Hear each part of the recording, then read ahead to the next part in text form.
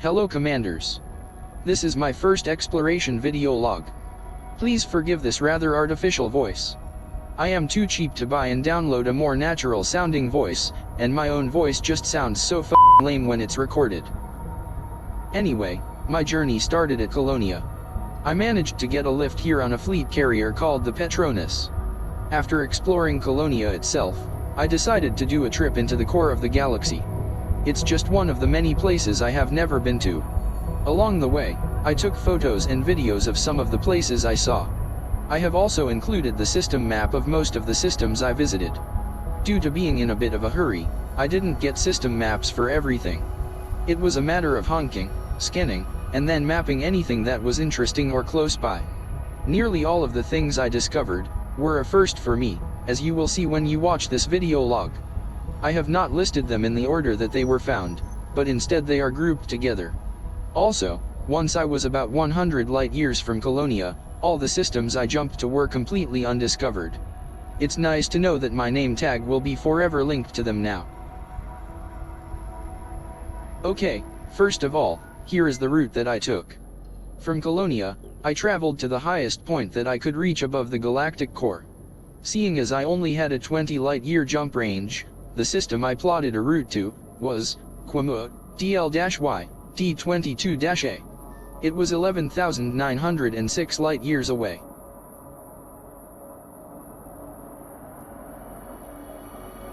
The first thing I noticed was a lot of white dwarf stars.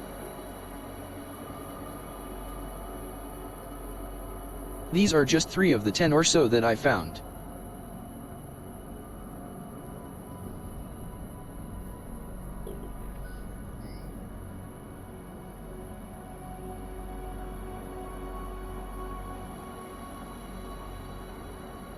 Next up are Neutron Stars. There were literally loads of them, all undiscovered.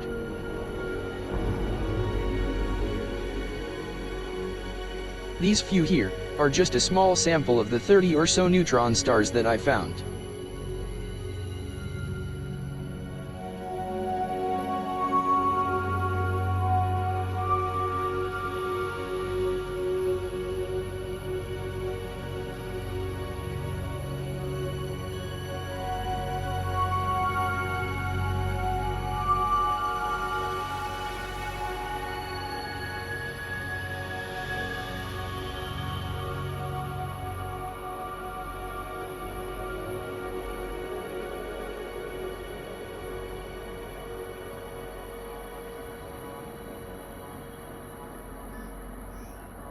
This one in particular had a very fast spin rate, as you can see.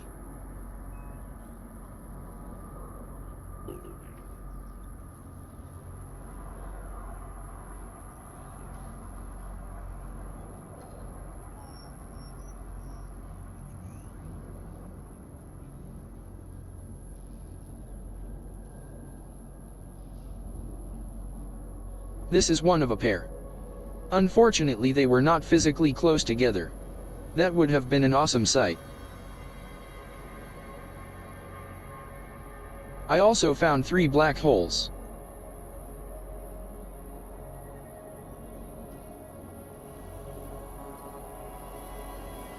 Two of them were paired with a neutron star. Again, it's a shame they were not physically much closer together.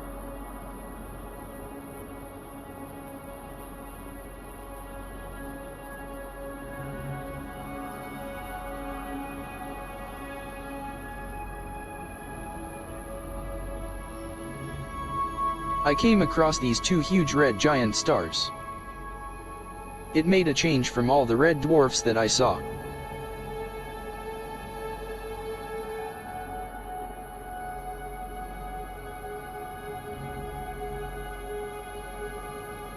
Okay, now this one was strange. I have never seen a star positioned in a system like this before. This was a first for me. This was my first ever Herbig AE/B star. And this was my first ever S-type star.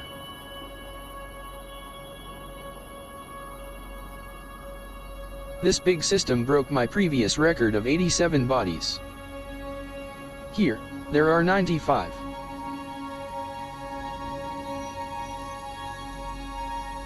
Wow, I'd hate to be under that storm. Here are some Earth-like worlds that I discovered.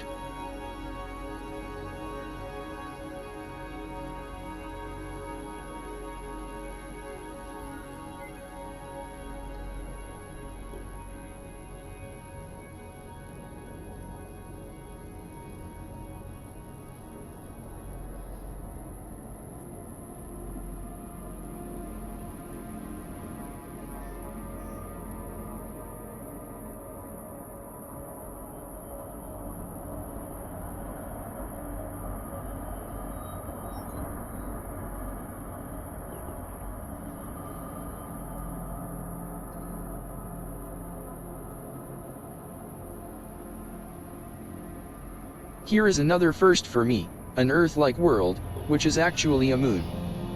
Here it is in system. This was nice to find. A ringed gas giant, with another bigger ring around it, and its moons orbiting in the space between them. Orrery shows it well.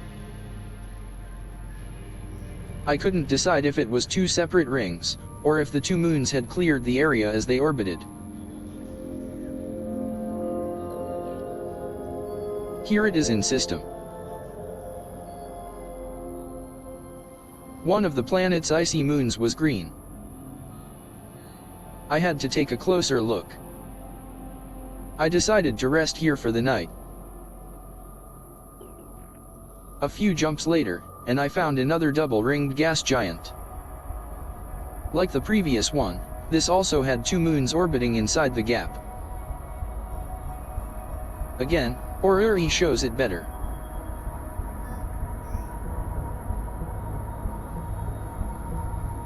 And here it is in system. Now, this is a big icy world. It's just over 18,500 kilometers in radius, and is almost 16.5 Earth masses. Being so big, I expected its gravity to be higher than the 1.94 g that it has. Talking of high G, here is a nice landable planet with a high 3.16 G. No, I didn't attempt to land there. Next up, is this rather flat-looking gas giant. It's flat due to its rotational period of just 12 hours, although 12 hours isn't particularly fast.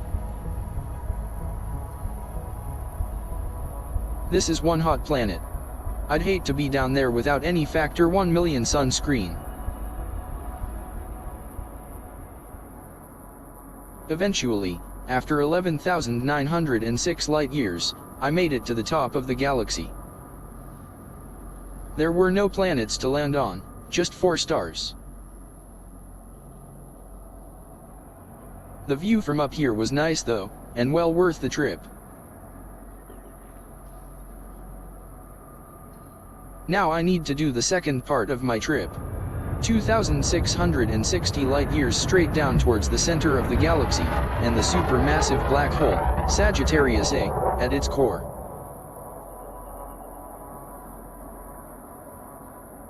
During my trip so far, I had not discovered any life. But then, after traveling 13,500 light-years, I found biological signals on the moon of a small, and insignificant, rocky planet.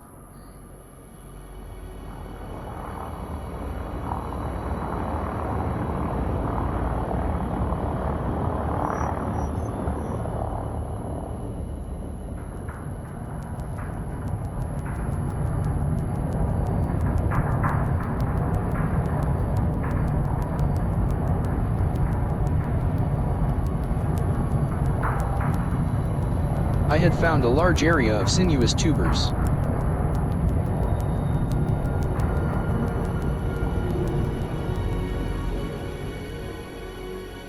In fact, I found rhosium, cerulean, and prasinum tubers all growing together. I have only ever seen these growing on their own before. Well, the trip to Sagittarius A was uneventful. I still found undiscovered systems, but nothing worth taking note of.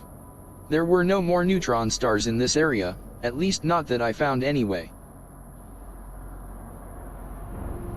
I finally arrived at Sagittarius A. This is one of those milestones that all explorers eventually pass. This was my turn.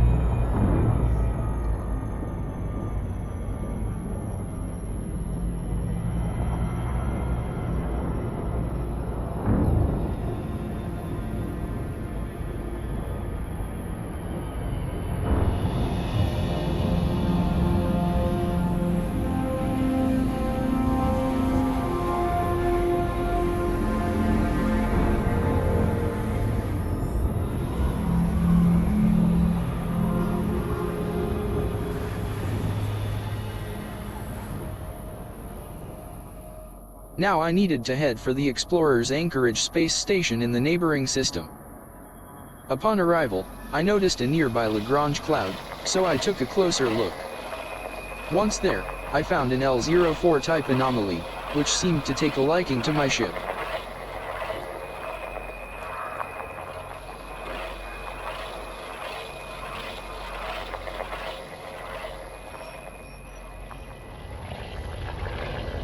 It disrupted my HUD when it got close to me.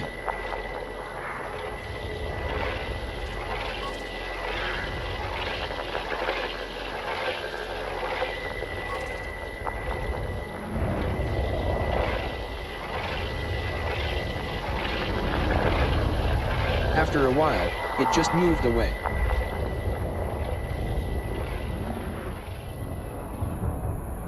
I then traveled to the space station.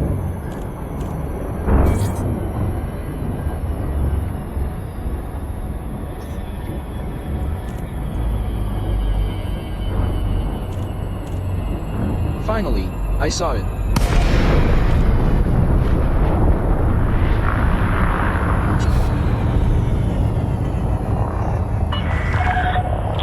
Hotel Yankee Papa. Welcome to this independent station, Commander. Please fly safely during arrival and departure. I do love the emptiness of space, but it sure feels good to be back in a populated system again. As I suspected, the station was busy with tourists visiting nearby Sagittarius A.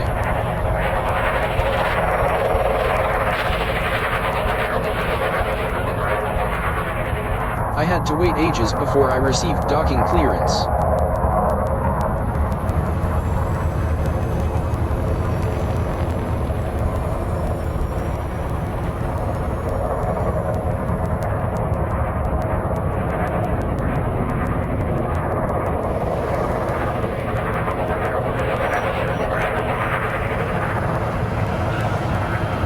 It's taken me about 730 jumps to cover the full 14,566 light-year journey. I'm glad I'm finally here though, despite all the f***ing tourists.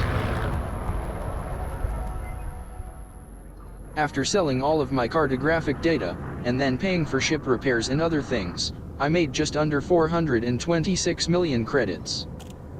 It's not a huge amount, but it will do. I also reached Elite in the Explorer rank, and unlocked the Founder's World Permit. Thanks for watching, Commanders. Stay clean and green. Now, how am I going to get back to the bubble?